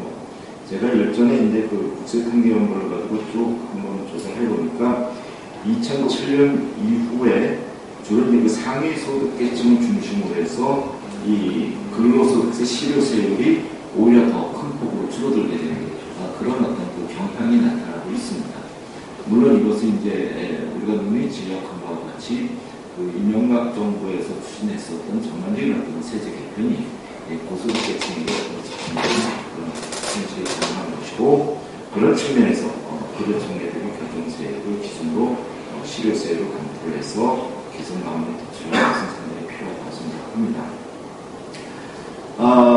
또 이제 소득 공제와 관련해서 이것도 이제 소득 계층별로 보게 되면 제가 이제 재정 패널을 가지고 한번 분석을 해본 적이 있습니다. 그 균형 기준으로 각 소득 계층별 10분별로 구분해서 근로소득 대비 이제 소득 공제의 비중을 봤더니 이것도 이제 상위 소득 계층에 더 집중되는 걸로 나타나고 있었고 특히 이제 발전에서도 이제 그 지적한 바와 같이 그 상위 소득 20% 대비 하위 소득 20% 대비로 이제 제가 한번 계산을 해보니까 주 의료비라든지 교육비, 주택자금 연금 저축, 뭐 기부금 포함해서 이런 영역에서 상위 소득 계층의 그 소득 공개등이 크게 나타나고 있습니다. 이건 달리 말하면 고소득 자산가 계층들을 대상으로 해서 세제 혜택이 집중이 되고 이것은 세대 간의 어떤 불평등 구조를 고착화시키는 그런 요인을 작용할 수 있다. 따라서 이 부분에 대한 어떤 그 개선 방안이 상당히 필요하고 또 한편으로는 최근 우리 사회에서 어떤 그 저성장 기조를 이야기하면서 취약한 내수 기반을 또 요인으로 제시를 하고 있습니다. 뭐 사실 아시는 바와 같이 그 한계 소비 성향은 저소득 계층보다는 고소득 계층에서 상당히 낮은 수준입니다. 이러한 상황에서 고소득 계층에 대한 어떤 세제 혜택이 집중이 되면 이것은 더욱더 우리 사회에서 내수 기반을 취약하게 만드는 요인, 저성장 기조를 고착화시키는 요인으로 작용할 수 있기 때문에 그런 거시경제의 어떤 안정적 성장 이런 측면에서도 세제 개편의 어떤 필요성이 있다고 생각합니다. 하나 질문은 앞에서 이제 토론자께서도 지적하신 바와 같이 과연 그 개편된 그 근로소득세제 하에서 근로소득세 공제 제도를 통합하는 그 근거가 무엇인지 저는 이건 제도 설계 문제이지 반드시 세액공제 방식 그 자체가 갖고 있는 어떤 누진성의 문제 이건 아니라고 보는데 그 부분에 대해서는 질문 부탁드리고요. 답변 부탁드리고요. 그리고 이제 세제 개편과 관련해서 여러 가지 어떤 그 공평성의 증대라든지 세수 확보라든지 이러면서 이제 조세의 어떤 그 효율성 증가도 한편으로 제시를 하셨는데 동의하는 바입니다. 뭐 기존의 어떤 그 여러 연구 결과에서도 보듯이 결국 이제 고소득 계층에 대한 어떤 그 세제 혜택을 축소시키면 그 실질적인 세부담을 중과시키면 오히려 그것이 이제 그 노동 공급을 어떤 그 위축시키는 영역을 작용하고 그것이 어떤 그 경제 성장을 저하시키는 영역을 작용한다. 뭐 이렇게 이제 그 연결고리를 이야기하지만 실제로 이제 저도 이제 과거에 얼마 전에 제목편을 하고 이 고소득 계층에 대한 어떤 그 실효세율의 어떤 그 증대가 어떤 그 노동공급의 감소로 이어진다는 어떤 그런 근거를 찾을 수는 없었고 다만 이제 문제는 고소득 계층의 어떤 그 실효세율이 증가가 되면 이 소득을 탈루하려는 그런 요인들이 나타날 수 있기 때문에 과세행정을 강화해서 그런 어떤 그 탈루 요인들을 좀 통제해 나가는 그런 조치들이 행정적인 조치들이 필요할 것이라고 생각을 합니다. 그리고 또 하나 이제 그 지적하신 중요한 내용 중에 하나가 이제 그 사회보험료의 어떤 그 역진성이 조세제를 적용되기를 약화시키는 일이 작용합니다. 어느 정도 이제 그 공감하는 내용입니다. 하지만 그 우리나라 조세 체계 자체가 갖고 있는 역진성의 문제도 간과할 수 없다고 생각합니다. OECD에서 이제 2012년도에 발간된 자료를 쭉 보게 되면 그 법정 순개인소득세 어떤 누진성 지수를 OECD 34개국을 대상으로 해서 계산해본 결과 우리는 그 폴란드, 일본 다음으로 그 누진성이 상당히 낮은 그런 국가로 분류가 되고 있습니다. 따라서 조세체계 전반의 어떤 누진성을 강화시키는 이런 방식의 세제 개편도 필요할 것 같고 그런 측면에서 이 제로 베이스에서 비과세 감면제도를 검토하지만 그 소득 계층별로 그 감면의 정도를 지정해야 될 필요성 그리고 뭐 앞에서 안동범 교수님도 이제 의원님이시죠. 언급하시지만 예전에 이제 그 연구論文쓰셨고 이 저소득 계층과 관련해서 이제 근로장려 세제와 더불어 그 사회보험료 감면제도 등과 같은 이런 어떤 여타의 복지제도와 어떤 연관성 측면에서 하위소득 계층의 어떤 지원구조를 종합적으로 좀 고려할 필요가 있다 생각합니다. 감사합니다. 예, 고맙습니다. 마지막으로 유평영 학생. 세월을 시작해가지고 세 차례에 걸쳐서 아마 조세 제도와 관련된 어떤 문제를 얘기를 하고 있는 것 같은데요. 첫 번째 번째가 소문제원 찾기하고 그다음에 비과세 감면동이고 두 번째, 다음으로 아마 부자감세에 대한 문제제기, 부자 증세로 또 간단한 어떤 그런 프레임이 있는 것 같습니다. 근데 지난번에 이제 소문세원 찾기는 새로운 것이라든지 이제 거의 반대하거나 문제제기가 안 된 것들인데 아마 이번부터는 상당하게 그 시스템적으로 구체적이고 아주 정밀한 분석이 뒤따르지 않으면 여러 가지 측면에서 문제제기가 진행될 것이다 라는 말씀을 드리고 싶고, 뭐 지금도 이제 그런 문제제기가 나타나고 있습니다. 그래서 이제 저는 다른 측면에서 봤을 때 지금 현재 뭐 그 조세 정보, 교청의 국세 자료 이것들이 좀 더 기본적으로 좀 이렇게 오픈이 됐었으면 하는 저는 바람이 있고요. 그런 측면에서 지금 이 국세 정보, 국세 통계 연구 이런 것들이 상당히 좀 구체적으로 뭔가 좀 분석을 하려고 하면 굉장히 부족해서 구체적인 자료가 안 나온다, 이런 점을 먼저 그 말씀을 드리고 싶고, 그 다음에 이제 그 조세제도가 자체가 갖는 것이 사실은 앞서 지금 그 김재진 박사님께서 말씀하신 지금 김 의원님실에서 얘기하고자 하는 것이 목적 자체가 재봉배냐 아니면 세수 증대냐 이것인데, 우선 조세제도 자체가 갖는 것이 반드시 뭐 한 가지 목적만은 여러 가지 목적을 포함하고 있죠. 그런데 이제 국가 재정을 운영하는 거라든지 거기에서 이제 그 사회에 지출되는 이제 돈이라든지, 그 다음에 또 한편으로는 이제 경기 조절에 관한 여러 가지 이제 도시적 측면의 자료가 있습니다. 그렇기 때문에 지금 어떤 목적 자체가 불분명하게 된다고 했을 때는 여러 가지 측면에서 문제가 있을 것 같은데요. 그래서 이제 이 조세 체계 변화가 이 시스템 정비 이것들이 지금 소득세에 한정이 된 혹은 근로자에 한정된 것이기 때문에 이런 문제가 나타나는지 모르겠습니다만 폭넓게 좀 접근해야만이 될 것이다. 앞서 이제 김재진 박사님 말씀하신 것 같고요.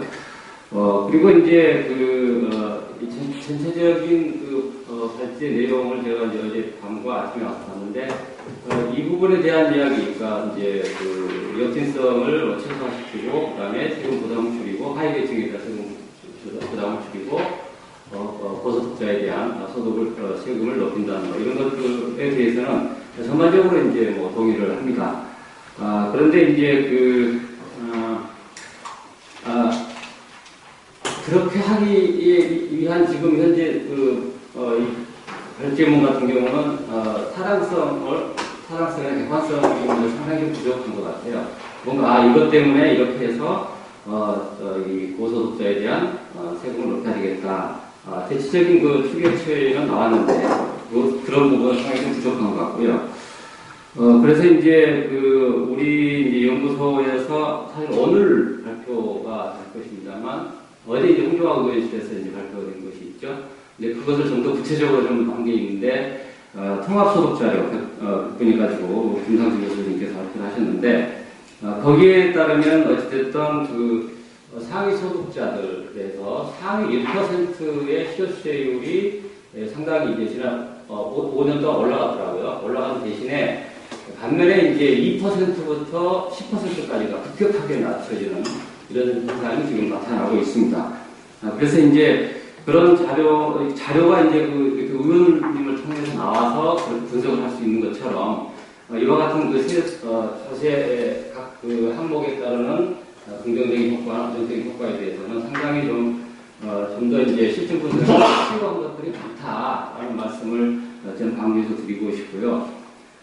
그래서 이거는 이제 과거에 이제 MD 정권의 이제 부자 감세로 연결이 될 텐데, 이 부자 감세 같은 경우가 이제 이게 이제 이념적 논쟁으로 기화된 측면이 큽니다. 근데 사실은 그것에 대한 보다 정말 실증적이고 구체적인 분석이 좀 필요할 것이다라는 말씀을 드리고, 다음번에는 제가 좀 할 얘기가 좀 많을 것 같은데요. 소득세에 대해서는 제가 별로 앞에도 많은 이제 국내 최고의 전문가들께서 다 말씀을 하셔서 제가 별로 말씀드릴 것은 없습니다. 이상 마치겠습니다. 예, 고맙습니다. 원래들 저한테 제시됐던 진행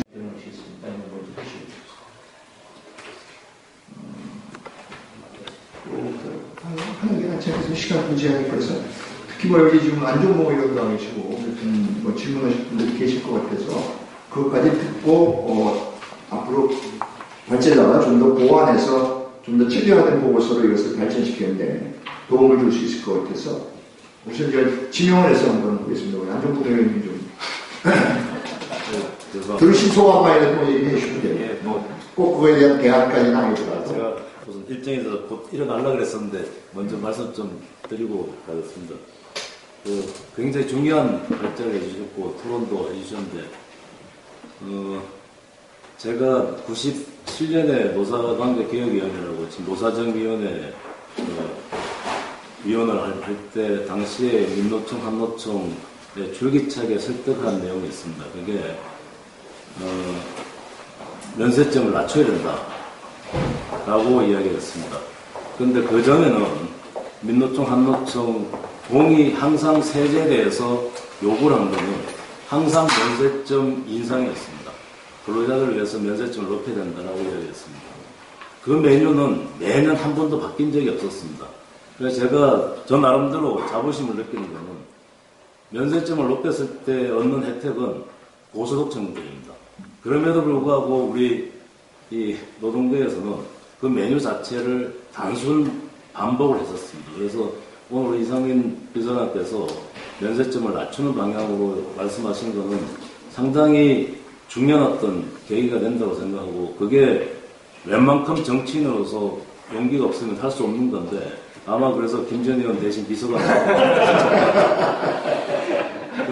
그럼에도 불구하고 면세점을 갑자기 낮췄을 때 생길 수 있는 단기적인 이 저소득층들의 세부담 증가, 아무리 폭이 작다 하더라도 증가에 이 정치적인 부담은 엄청나게 큰데 그걸 해결할 수 있는 방법은 저는 두 가지라고 계속 주장을 해왔습니다. 하나는 EITC하고 연결하는 거고 또 하나는 이 공제제도를 대폭 개편하는 이 두 가지라고 생각하고 더 나아간다면 세율체계도 바꿔야 되겠지만 기본적으로 면세점 낮췄을 때 생길 수 있는 문제점을 해결할 수 있는 EIT 제도를 확대하는 거다. 또 공제제도를 전면 개편하는 이 두 가지 메뉴는 함께 보지 않으면 이 문제를 해결할 수 없기 때문에 그 가장 적기이자 마지막 기회가 저는 올해라고 생각합니다. 원래 여야 공의 조세개혁 특위를 만들어서 소득세 체계 전체를 한번 바꿔보자. 이른바 부자 정세로만 이제 처음에 목적을 가지고 있었지만 그것보다는 소득세 전반적으로 개편해서 제대로 된 세제를 갖춰보자라고 하는 제가 이해하는 마지막 기회라고 생각이 드는데 그런 점에서 오늘 발제하신 거는 굉장히 중요한 어떤 전환점이 시발점이 된다고 생각이 들고 또 한 가지는 조금 구체적으로 말씀드리면은 이 소득공제, 인적공제가 통폐합하고 근로소득공제를 근로소득 세액공제로 바꾸고 특별공제를 없애고 이런 여러 가지 메뉴를 하셨는데 저도 비슷한 아이디어지만 조금은 다른 게 기존에 우리가 가지고 있는 인적공제, 그 다음에 근로소득공제, 특별공제 이 3단계 공제를 단순화하자. 즉 가구원 수별로 이른바 이 표준공제를 대폭 확대하자라고 하는 아이디어를 내고 그게 상당히 많은 선진국들도 그렇게 하고 있습니다. 그 다음에 만약에 가구원 수별로 이 표준공제 혹은 대상공제라고 하는데 그 공제 금액을 넓혀놓으면은 그 다음에 특별공제는 못하게 하고 만약에 그 금액을 낮게 하면은 특별공제에 해당하는 항목별로 공제 신청을 할 수 있도록 하는 이른바 선택할 수 있는 여지를 주면은 지금 말씀하신 여러 가지 문제를 해결할 수 있다고 생각이 들고 단 그랬을 때 근로소득 공제 자체는 없앨 수 있기 때문에 그런 측면에서는 면세점을 낮추면서 실질적인 필요경비의 어떤 공제 혜택도 골고루 갈 수 있다고 저는 생각을 합니다. 단 근로소득 세액 공제를 남겨두자는 거는 그거는 EITC를 확대함으로 해서 정확하게 대처할 수 있는 어떤 방법이 분명히 있을 겁니다. 그래서 그런 측면을 같이 한번 논의를 해보시면은 아마 제가 생각하기에는 마지막 기회인 이 나름대로 소득세 체계 전반적인 어떤 개편의 물꼬를 좀 틀 것 같은 상당히 기대감이 있어서 말씀을 드렸습니다. 예, 고맙습니다. 안 그래도 이만호 교수님 가셔서 우리 안영호 교수 금방 가실 것 같아서 제가 순서를 바꿔서 다른 얘기를 드렸습니다. 고맙습니다. 아마도 결과는 어떨지 모르지만 좀 기대도 한쪽으로 하겠습니다. 왜냐하면 저희 재정학교 회장 출신 국회의원이 4분이나 계시기 때문에 이분들이 좀 학자 시절에 주장했던 것을 현실에서 좀 더 강하게 추진해 줄 수 있기를 그러나 조금 전에 말씀드린 정치적 판단이 필요하니까 거기까지는 뭐 어떨지 모르겠지만 일단 기대를 좀 하면서 고맙습니다. 토론. 뭐 기왕에 프로에 지금 기회를 드렸으니까 프로에 한두 번 더 토론을 하도록 하겠습니다. 예, 고맙습니다. 예. 프로에 뭐 질문하실 분 없으십니까?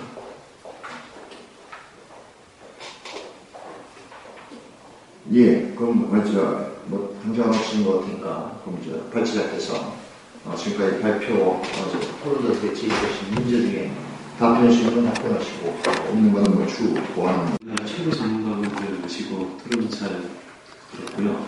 이 젊은 청년 의원의 패기가 가득 찬 이 반면에 좀 거친 청년 의원의 장점이자 단점이 바로 보이는 것 같습니다. 패기는 넘칠 때 약간 좀 거친 그런 측면이 없지 않아 있었는데 그 거친 측면을 우리나라 최고 전문가분들이 아주 부드럽게 해주셔서 아주 대단히 개인적으로도 우리 의원실 입장에서도 대단히 좋은 자리가 되었습니다. 그 순서대로까지 얘기를 드리도록 하겠습니다. 어떤 각각 공제제도에 대한 그런 개별적인 세부적인 그런 고찰이 좀 부족하다는 것은 그렇습니다. 그래서 좀 더 세세하게 각각 공제제도의 존재 이유, 그런 목적 같은 것들 고찰을 해야 되는데 참 문제는 자료가 부족합니다. 자료가 국세통령부 외에는 거의 국세청에서 자료를 놓고 거의 안 주고 있어서 그것이 굉장히 안타까운데 처음에 안중범 의원님 가셨습니다만 굉장히 좋은 말씀을 그런데 저도 처음에 안중범 의원님 말 그대로 가공화 수별로 어떤 표준 공제 확대하는 방안이 저희 최초 아이디어였었거든요. 거의 동일한 아이디어였었는데 근데 그것은 기술적으로 불가능합니다. 어떤 기술적으로 불가능하냐면 자료를 도저히 확보할 수 없어서 그 샘플링 자료가 지금 현재 공개가 안 되기 때문에 지금도 제 엑셀 표에는 1인 가구, 2인 가구, 3인 가구, 4인 가구가 나와있고 밑에 숫자는 하나도 없습니다. 그렇기 때문에 기술적으로 그 부분은 포기를 하고 이 대안을 찾은 게 이 방식인데요. 참 안타깝습니다만 그 자료 접근에 대해서 한계가 있어서 그 부분을 구체화를 못했고요. 그리고 공적연금을 세액공제로 전환하는 것에 대해서 논리적 정확성이 없다는 말은 100% 맞는 말입니다.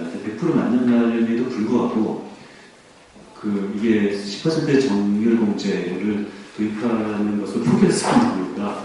그러니까 현재 논리적 정확성이 없음에도 지금 현재 있는 그런 많은 공제를 제한하는 것들이 있거든요. 예를 들어서 캡을 씌우는 것, 상한 캡을 씌우는 것은 이것은 사실 세액공제로 전환하는 것보다 논리적 정확성은 더 없거든요. 지금 올해 1월 1일날 통과된 법에 따르면 특별공제 총합을 2,500만 원까지 캡을 씌운다는 건데, 근데 논리적으로 생각해보면은 내가 실제로 지출한 금액에 대해서 2,500만 원이 넘어가는 것은 단 1원도 인정해주지 않겠다. 이 논리적으로 말도 안 되는 것에도 불구하고 이것이 실제로 시행이 되고 있습니다. 왜냐하면 어떤 과도한 소득공제를 없애기 위한 거죠. 그런데 캡을 씌우는 것보다 차라리 그 중에서 10%만 우리가 소득 세액공제를 인정해 주겠다는 것이 캡을 씌우는 것보다는 차라리 논리적으로도 정확성이 있고 그런 의미에서 캡도 존재하는 마당에 어떤 세액공제를 정한 어떤 정액공제도 아니고 특히 정밀공제 1,000만 원 쓰면 100만 원, 10만 원 쓰면 만 원, 그런 식으로 10% 정밀공제를 정하는 것은 물론 소득공제를 한 것보다는 다소 논리적 정확성은 떨어지는 짓이지만 현실적으로는 이것이 더 맞지 않을까라는 생각이 들고요. 그리고 굉장히 중요한 부분은 이 230만 원까지 근로소득 세액공제를 인정해주는 것은 이 사업소득과 차이가 굉장히 벌어진다라는 의견 굉장히 많은 말이고요. 정치적으로 고려할 수밖에 없었습니다. 지금 현재 17페이지를 보시면은 현행 근로소득 세액공제와 근로소득공제를 통틀어서 1인당 감면세액이 10억 초 같은 경우 3,700만 원을 공제가 아니라 세액 감면만 3,700만 원을 감면받고요. 10억 이하 같은 경우 1,500만 원은 세금 감면액이 1,500만 원입니다. 1,500만 원을 이렇게 감면을 받는데 230만 원을 감면하는 것은 현재와 비교해보면 이건 거의 혁명적으로 줄어드는 거고요. 이 230만 원도 물론 굉장히 많긴 합니다만 그래도 이 정도의 어떤 고려 없이 뭐한 2,700만 원 받다가 100만 원만 이걸 공제하겠다라는 것은 너무 정치적으로 또 큰 부담이 될 뿐만 아니라 그리고 경제적으로도 너무 과격하고 급진적인 세금의 변화는 옳지 않다라고 생각됩니다. 예, 그렇습니다. 그리고 오늘 그 토론을 들었던 것 중에서 개인적으로 가장 충격적인 것은 이 김재진 박사님의 자료가 이미 다 있다는 걸 듣고서 굉장히 충격을 받았는데 그걸 진짜 알았으면은 제 엑셀 자료가 100페이지가 훨씬 넘어가는 굉장히 많은 노력을 했는데 아주 쉽게 술 값을 먹고 자료가 완성됐었는데 아주 충격적인 말이었습니다. 그래서 앞으로 이 김재진 박사님이 요 비슷한 문제식을 가지고 저보다 한 10배 뛰어난 그런 보고서가 나올 것을 믿을 수 있지 않고요. 그 보고서는 나오는 즉시 그날 한번 반복해서 읽도록 하겠습니다. 그래서 그 많은 같이 부탁드리고요. 77%와 23% 아무런 근거 없습니다. 아무런 근거 없고 근거가 있다면 실무적인 근거밖에 없습니다. 우연히 이 국세통계연구 상에서 좀 그래도 상위와 하위를 나눌 수 있는 그 소득 금액이 4,500만 원이고 그 4,500만 원이 우연히 4,500만 원의 의미는 한계 세율이 6% 적용되는 부분이 4,500만 원까지입니다. 그렇게 해서 한계 세율이 6% 적용되는 부분을 나중에 나눠보니까 인구로 나눠보니까 77%가 나온 거고요. 이게 굉장히 실무적인 기준이어서 정치적으로 77%와 23%가 같이 노력을 하자라는 것은 정치적으로 굉장히 안 좋은 슬로건이고요. 요거를 마찬가지로 좀 조세 자료로 분기가 된다라면 조금 더 예를 들어서 2080으로 나오든지 아니면 500으로 나오든지 그럴 수가 있을 텐데 그것이 마찬가지로 그것이 자료문제가 안타깝습니다. 그래서 4대 보험 납입에까지 같이 가야 된다는 생각을 미처 생각하지 못했고 굉장히 중요한 지적이고 그 부분까지 이거를 하기 싫어도 어쩔 수 없이 같이 다룰 수밖에 없다라는 생각이 들었습니다. 그리고 근로소득공제를 세액공제를 통합을 해야 되는지 아니면 근로소득공제를 통합해야 되는지는 이거는 학자들 사이에 이견이 존재할 수밖에 없습니다. 제가 이거 예전부터 관심이 있어서 좀 관련 논문을 보면은 관련 논문을 쓴 학자들 사이에서도 세액공제를 통합해야 된다라는 분도 있었고 근로소득공제로 해야 된다라는 분은 제가 조금 기억이 안 나지만 아무튼 그 근거는 사실상 그렇게 없습니다. 그 세액공제로 통합하는 이유는 한 2가지 정도 근거밖에 없는데 그래서 첫 번째는 역진성, 세액공제가 가지는 그 역진성을 좀 완화할 수 있다라는 그런 단순한 근거고요. 그리고 두 번째는 단순성입니다. 근로소득공제보다는 세액공제가 조금 더 계산하기 굉장히 단순한데요. 실제로 연말정산 같은 걸 하다 보면 나름대로 조세를 좀 많이 그래도 이 동네에서 몇 년을 있었는데도 불구하고 저도 굉장히 어렵거든요. 연말정산하는 것도 대단히 어려운데 그것들이 각각 소득공제가 너무 많은데 반면에 세액공제는 그래도 조금만 그래도 훈련되는 좀 쉽지 않아요. 소득공제보다. 그래서 그런 단순성인 거고 그 외에 그거는 사실상 없다는 것은 인정할 수밖에 없고 이것은 선택의 영역이라고 생각합니다. 어느 것이 반드시 우월하다는 그거는 없습니다. 예, 그리고 총체적으로 이 자료를 봐야 된다라는 이 박사님 말씀은 정말 맞는 말이고요. 그리고 특히 저는 안 의원님 말씀대로 근로소득 세액공제와 EITC를 합산해서 한다라는 아이디어는 굉장히 아름다운 제안이라고 생각하고요. 그 EITC와 근로소득 세액공제를 합산할 수 있는 방법을 한번 꼭 필요하다고 생각합니다. 이상입니다. 종합소득이라고 되어 있는데 그건 전부 근로소득입니다. 나중에 혹시라도 이 표를 이용하실 때가 좀 유의해 주시면 좋겠고요. 16쪽의 맨 밑에 근로소득 세액공제 설계하는데도 두 번째 칸에 90만원 더하기 500만원 초과 금액이 아니라 100만원 초과 금액의 60%입니다. 그래서 이제 총 하면 60만원에 대해서 두 개 합치면은 다음 칸에 나오면 150만원이 되는 거고요. 또 이제 그 다음에 나온 거에 200만원에서 40% 곱하면 80만원, 230만원이 되는 거니까 그거는 200만원에 대해서 500만원 초과 금액이 아니라 100만원 초과 금액이라는 점을 좀 알아주시면 좋겠습니다. 네, 그럼 다시 한번 프로의 기회를 한번 드려보고 없으면 일단 끝내는 거로서 혹시 뒤에 계신 분들 중에서 요건 꼭 한번 확인해보고 싶다는 게 있으면 질문해 주시고요. 없습니까? 그 혹시 토론자분들께서 하시고 싶은 말씀이 있었는데 제가 또 우리 김일찬 교수님 같은 경우 특히 시간을 최근에서 다 하시지 못한 말씀이 있으시면 말씀하셔도 좋습니다. 아직 시간이 조금 한 4, 5분 정도 남은 것 같습니다. 지금 말씀이 끝났는데 우리 안정범 의원께서 말씀하시고 한 사실 저는 공감이 오지 않았어요. 그 연세점에 관한 내용은 그게 지금 우리나라 4인 가족 기준으로 해서 연세를 닫고 그렇게 하는 소득 수준의 연세, 모든 소득 연세는 그 수준이 한 1,800 정도 되는 걸로 저는 알고 있었는데요. 물론 모든 종류의 공개를 다 감안할 수는 없는 것, 그냥 기본적인 거로 알고 있습니다. 그 수준을 높다고 판단한다면 현재 한국에서 생활비 감안하고 사는 정도인데요. 그렇게 본다면 사실은 보는 시각이 굉장히 다른 거죠. 세상을 보는 시각이. 그렇습니다. 네. 예. 또 혹시 나머지 저는 아까 그 분석할 때 그 자료에 대해서 가구 근무를 보려고 그런 분석을 좀 드리고 한 이런 거는 이제 그런 측면에서 조세 정보 공개가 필요하다 대안으로서 이제 그 재정관의 조세에 대해서 그다음에 가구원 또 자구 특성을 구성해서 조사하는 그 재정 패널을 분석을 해서 좀 추정을 하는 방식을 그런 게 지금 할 수 있는 대안을 가질 수 있는 것.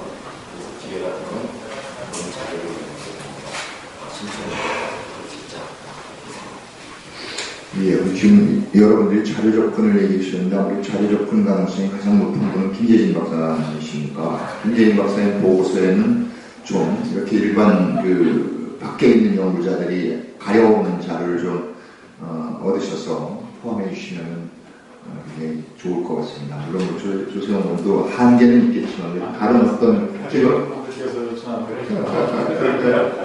그런 공동작업을 통해서 한번 더 해보시는 걸로 했습니다. 예, 더 질문이 없이 못해서 이걸로 토론회를 마감하겠습니다. 긴 시간 발표해 주시고 또 토론해 주시고 경청해 주신 모든 분들께 감사드리고 특히 김정은 의원실에서 앞으로 이 내용을 좀 더 정치적에서 그것들이 정치 의지화될 수 있는 기회를 마련해 주시면 고맙겠습니다. 고맙습니다.